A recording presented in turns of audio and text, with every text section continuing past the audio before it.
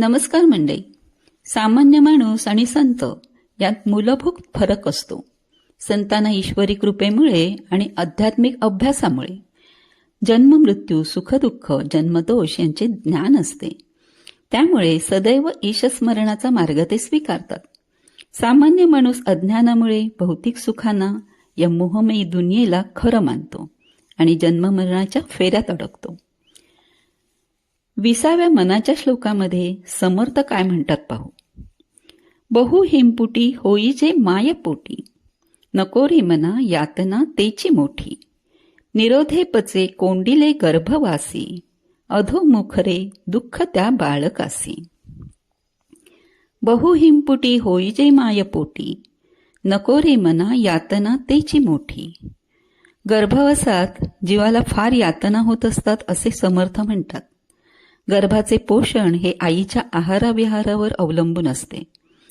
माता जर सुज्ञ असेल, सुशिक्षित असेल तर काय खावे काय खाऊ नये हे तिला कळते. पण ती अज्ञानी असेल किंवा तिचा खाण्यावर कंट्रोल नसेल तर बिचाऱ्या कोवळ्या गर्भाला खूप सोसावे लागते.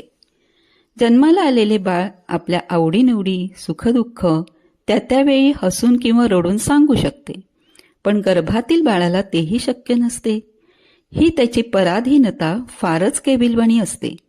हे अभ्यासकांनी मान्य केले आहे. अलीकडे गर्भसंस्काराचे प्रस्थ वाढले आहे, देशात आणि परदेशातही.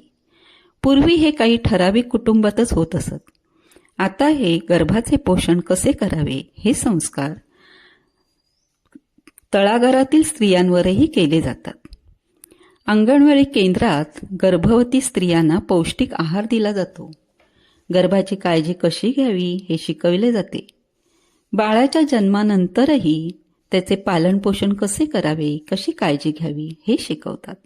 लसीकरण करतात, polio dose, TB prevention, triple injection सर्व काही वेळोवेळी केले जाते.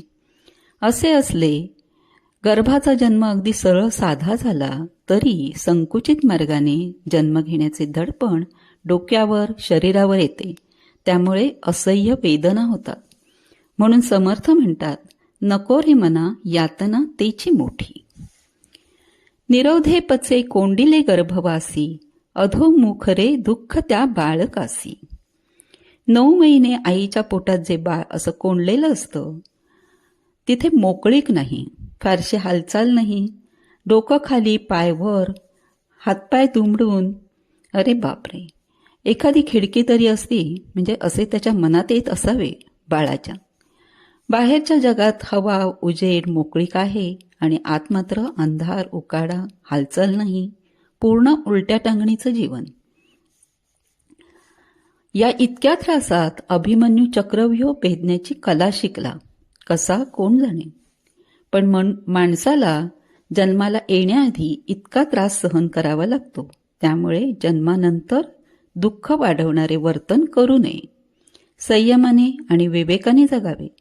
सदैव नामात असावे. दुसऱ्यांना मदत करावी. सर्वांशी गोड बोलावे. कठोर बोलून दुसऱ्यांना यातना देऊ नयेत. स्वतः आधी दुसऱ्याचे समाजाचे हित पाहावे. लोकोपयोगी कामे करावीत. सदैव श्रीरामांच्या सान्निध्यात राहावे.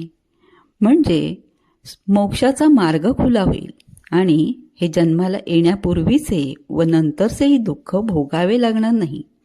दुसरा जन्मच मिळणार नाही, मुक्ती मिळेल असे समर्थ म्हणतात. बोला जय जय रामकृष्ण हरी.